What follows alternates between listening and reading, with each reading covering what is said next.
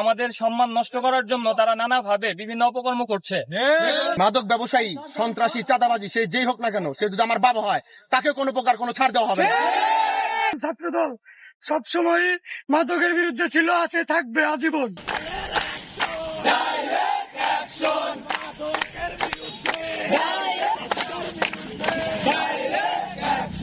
আসলে আমাদের মানে বিএনপির যে স্থপতি শহীদ জিয়াউর রহমান, উনি সুন্দর একটি দেশ বিনির্মাণের স্বপ্ন দেখে ছাত্রদল গঠন করেছিল। তারই ধারাবাহিকতায় আমরা চাই উনি যে স্বপ্নটা দেখেছিল সেই স্বপ্নের বাস্তব প্রতিফলন যেন আমাদের মধ্য দিয়ে হয়।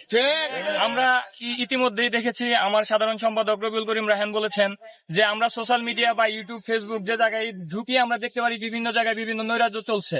আসলে এই আওয়ামী লীগ, সন্ত্রাসী আওয়ামী লীগ বাংলার মাটি থেকে নিষিদ্ধ হওয়ার পর বিভিন্নভাবে আমাদের বিএনপির যারা আছে আমাদের সম্মান নষ্ট করার জন্য তারা নানাভাবে বিভিন্ন অপকর্ম করছে।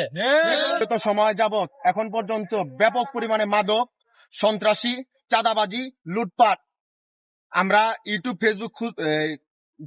ফেসবুকে ঢুকলে আমরা এই সকলের নিউজ পাই। এবং সেই সাথে আমরা আরো দেখতে পারি যে সরকারি চাল এগুলা অবৈধভাবে ক্রয় বিক্রয়।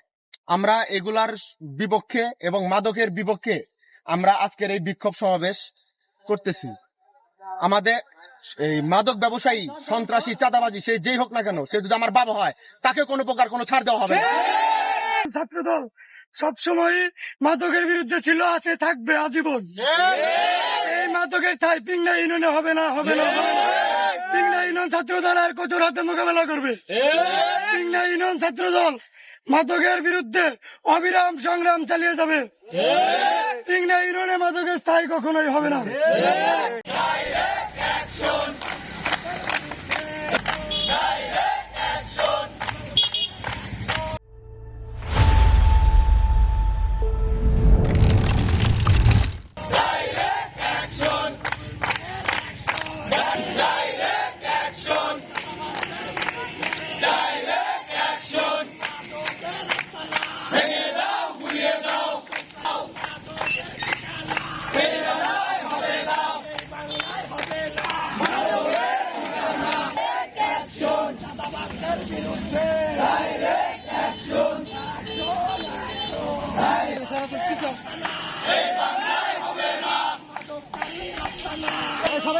ভেঙে দাও, গুড়িয়ে দাও, ভেঙে দাও, গুড়িয়ে দাও, ভেঙে দাও, গুড়িয়ে দাও।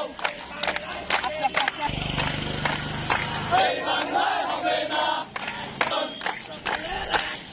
ডাইরেক্ট অ্যাকশন, মাদকের বিরুদ্ধে ডাইরেক্ট অ্যাকশন, ডাইরেক্ট অ্যাকশন।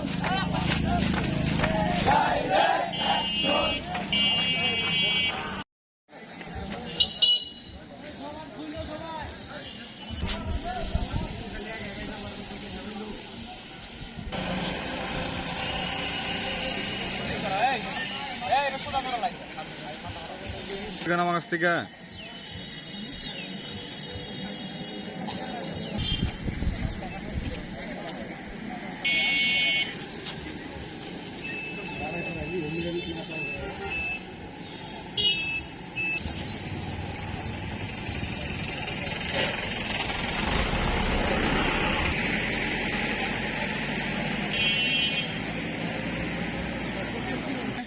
নেই।